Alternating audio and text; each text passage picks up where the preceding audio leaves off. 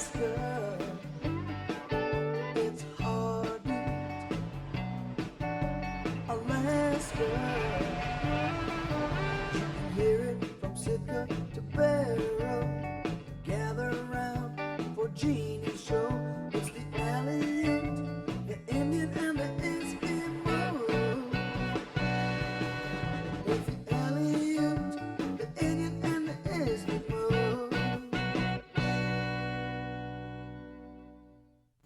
Hello and welcome to Heartbeat Alaska. I'm Jeanie Greene. Thank you so very much for joining us. Today, we continue our series on Southeast Alaska, revisiting Sitka once again. And thank you so much for the many phone calls and emails we've received for copies of this series. Everything has a history. This desk has a history. My set has a history. I have a history, which began in Sitka, Alaska. As a little girl, I was born in Sitka.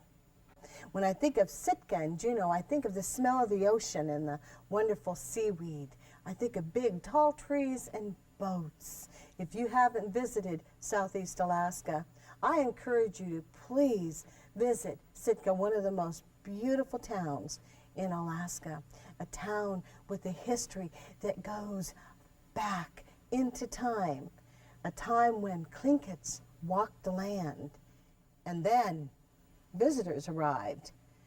Visitors who changed the lives of all of the people in this area. Welcome to Sitka, Alaska, Shee, Atika.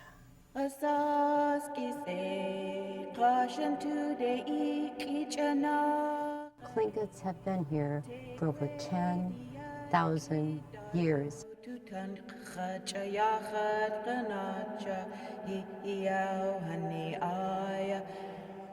The Tlingits have never been dominated. Everybody who has lived here has coexisted. But this coexistence came at a high cost. For the Tlingit people of Shee, Atika, the late 18th century was the beginning of the end, an end to the peaceful way of life they had known forever.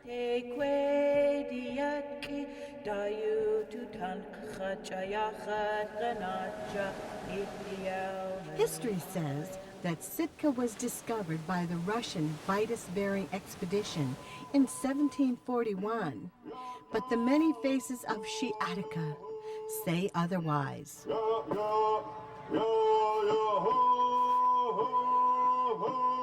For over 10,000 years, the Tlingit people of Southeast Alaska have lived from the land and waters, respecting the animals, respecting each other.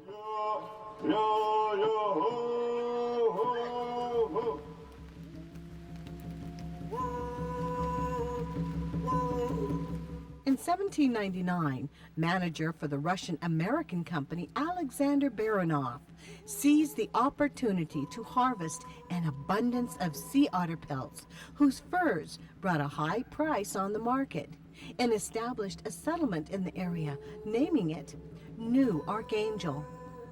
A fort known as Baranov's Castle and the St. Michael's Redoubt trading post were built, thus beginning the years of fur trade amongst many nations.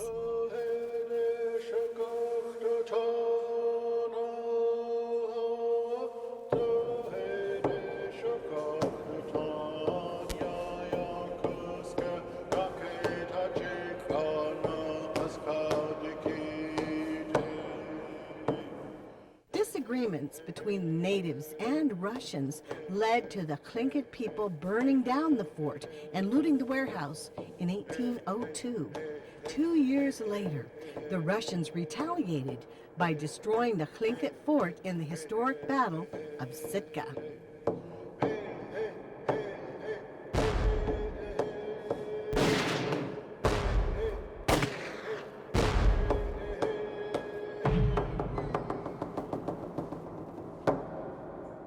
This would be the last major stand by the Tlingit people against the Russians, with the Tlingits evacuating the area for the next 20 years. The Russian records refer to this large wall, this high fence, as a stockade, and the census and the maps refer to it that as well. Fearing further retaliation, the Russians built a wall that stretched the length of the town, and along it, a blockhouse that still stands today. The records state that the Russians built this to keep the Tlingits out and to protect themselves from the Tlingits. Because you see, right here in the middle, they had a blockhouse. The Russians stored their ammunition in the bottom, and they posted a watch around the clock. They knew the Tlingits would return. They just didn't know when. It may have given them the false idea that it would keep the Tlingits out, but it also kept the Russians in, because they were bordered on this side by the ocean. With the aid of this miniature scale model of Sitka, 1867, Dr. Orienne Denslow, director of the Isabel Miller Museum in Sitka, Alaska, takes us on a journey through the streets of New Archangel. Now this was a Russian saltery. This is where they dried all of their fish. By 1808, Sitka was the capital of Russian Alaska, with Alexander Baranov serving as governor. It became the largest seaport on the North Pacific coast, exporting mainly furs to European and Asian markets, as well as salmon, lumber, and ice to American markets. In addition to this being a busy seaport town, we have a shipbuilding industry. As early as 1811, the Russian-American company established a shipbuilding industry here.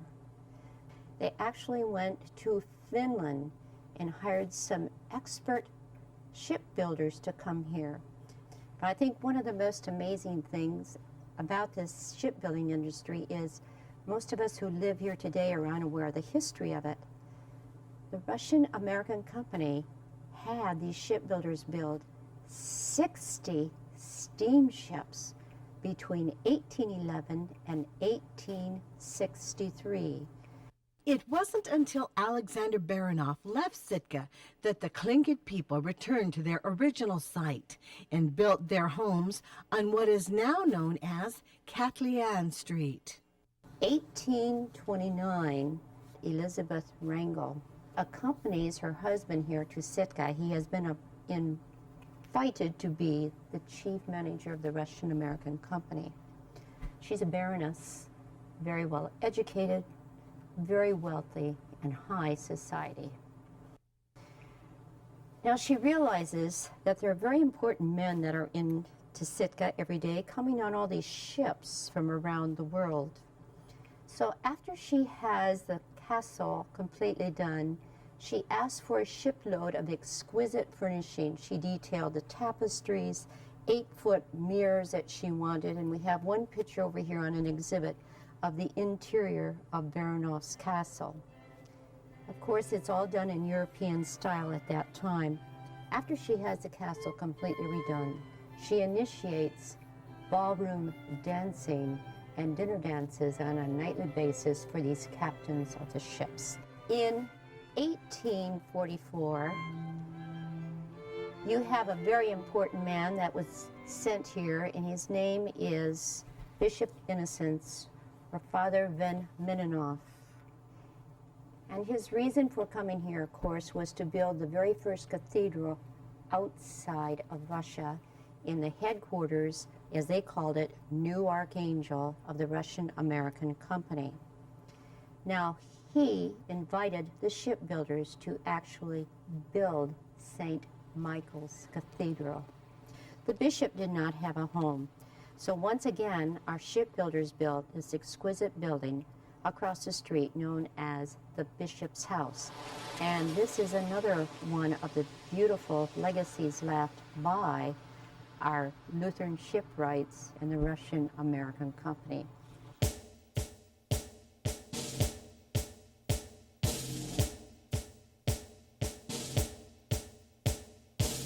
1867 should have been a turning point for the Tlingit people of Sitka when the United States purchased Alaska from the Russians for $7.2 million. When you look at the records of the transfer ceremony and what William Seward had originally drawn up, the American natives, the Tlingits, were actually guaranteed in the paperwork to be citizens of the United States. However, we're all aware that did not happen. Caution today, take way diat dayu tutan It wasn't until the early 1900s that the first Tlingit man would make U.S. history. In 1915, David P. Howard was one of the first Alaskan natives to receive citizenship in the United States of America. The 1880s was a time of tremendous discrimination and of upheaval in the Tlingit culture. And as we look at it from our perspective today, one can only develop an immense admiration for the strength, the determination, the commitment, the physical attributes and strength that the Tlingit people had in order to have survived.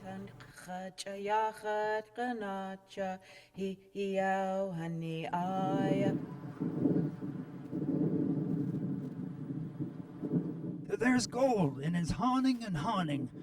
It's luring me on as of old.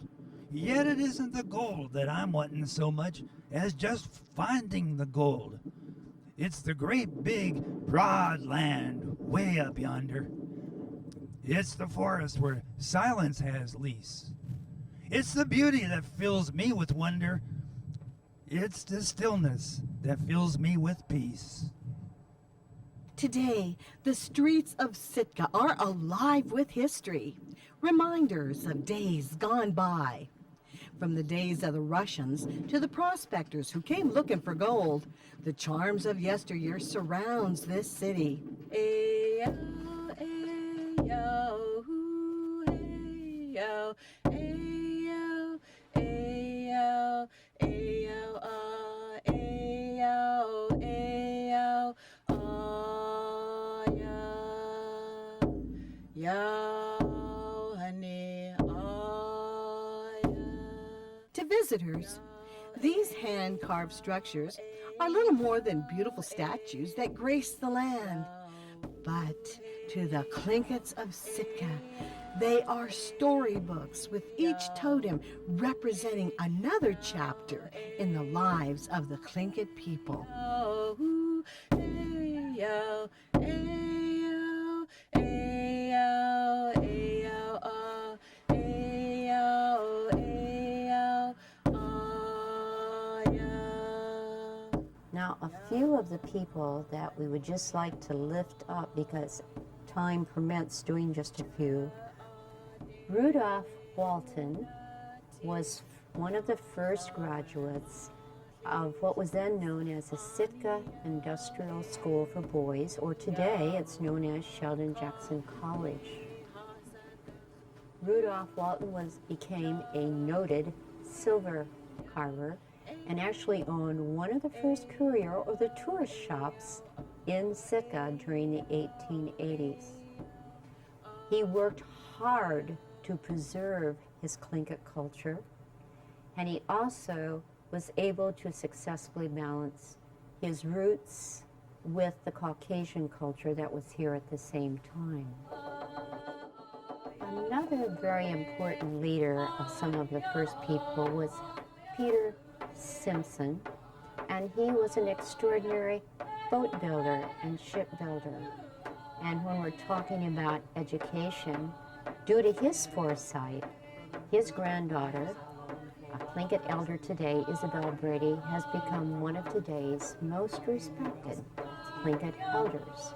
Peter Simpson is my grandfather, and he's called the father of the Alaska Native land claims because land is very dear to him. He's also called the founder of the Alaska Native Brotherhood because there was a group of them that felt very strongly that if they could work together, and then they'd have more strength and be able to accomplish much more. They all thought the fact that education is very, very important for us to all be able to do whatever we wanted to do in this world. And the Alaska Native Brotherhood was very strong on education.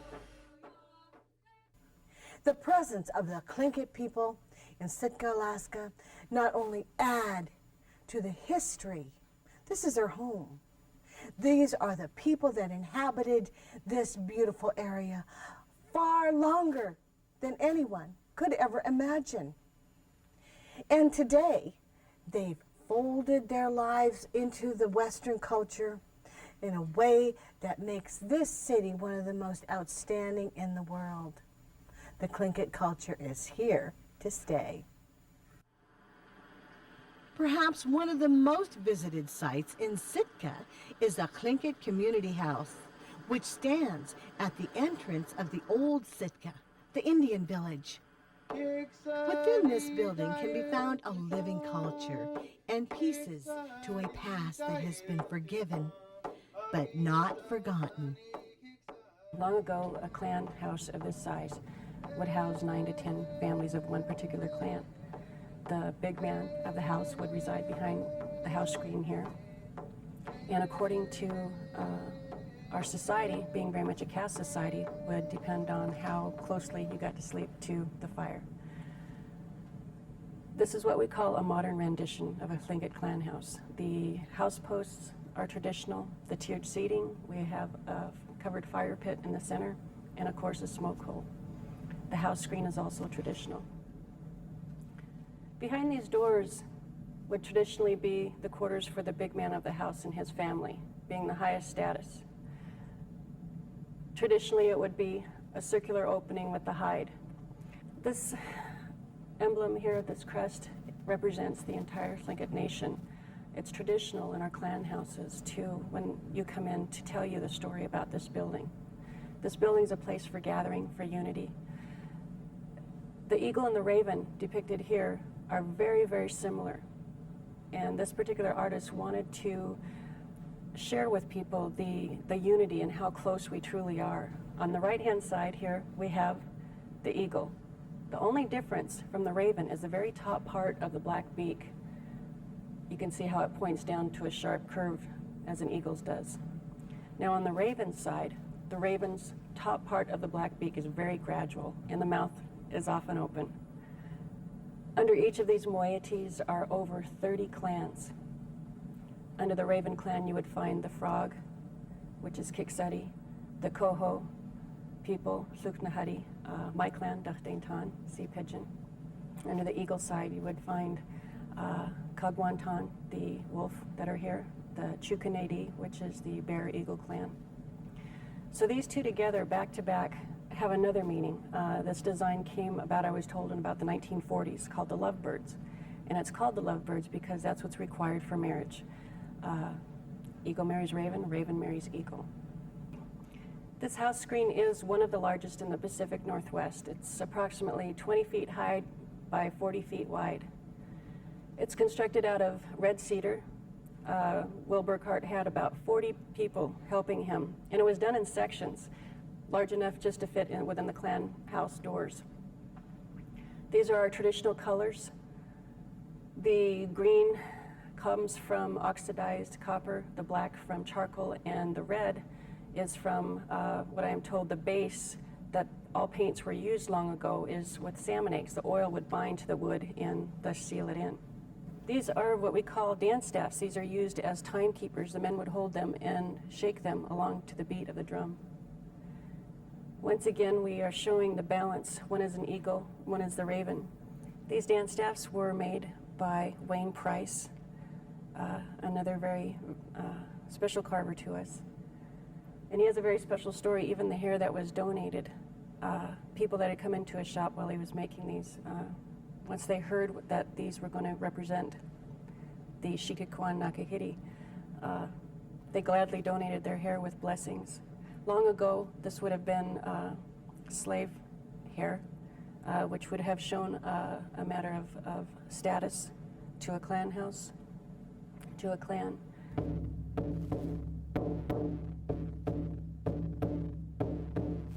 This is a deerskin drum, otherwise known as a travel drum. Long ago, when visitors would come to a clan house, they would be in a canoe. They would be from another village. And they would play their coming in song as they were coming in on the waters, letting us know. This bar just came to the community house here just last October. This is an icon of the era when the Russians were still occupying Sitka. There was a gate along the fence. The Russians occupied one side, the Tlingit on the other. This bar represents protection. It represents something solid from the past for the Kiksadi people. This particular bar was originally, before it came here, it belonged to Al Perkins, who was our Kiksadi chief. He passed away here a little while back. But this house, since it's been almost 200 years since we've had a clan house of this size, full size here in Sitka, it's for all the people of Sitka. Thank you everyone for joining us for Heartbeat Alaska. It's a pleasure to be invited into your home. We thank you so much for allowing us to share our Native people, our cultures, who we are, some of the most fascinating nations in the world. God bless every single one of you, and join me again next week for more Natives from Alaska. We'll see you then.